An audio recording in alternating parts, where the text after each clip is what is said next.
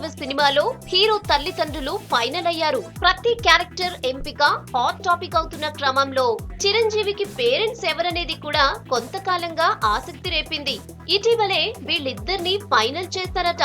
తల్లిగా అన్నపూర్ణ, తండ్రిగా చలపతిరావు సెట్స్ లోకి త్వరలోనే ఎంటర్ అవుతున్నట్లు సమాచారం. కత్తిలాంటోడులో చిరు 2 పాత్రల్లో కనిపించనున్నాడు.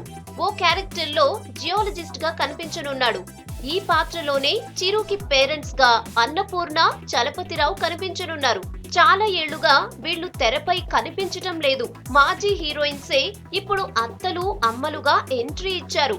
చిరు ఏజ్ కు తగ్గట్టుగా చూస్తే వీళ్లే కరెక్ట్ అని భావించి ఈ నిర్ణయం తీసుకున్నారట. మిగతా వారిని ఎవరిని తీసుకున్నా వయసు రీత్యా ఆలోచించినా వర్కౌట్ కావటం లేదనేది యూనిట్ టాక్.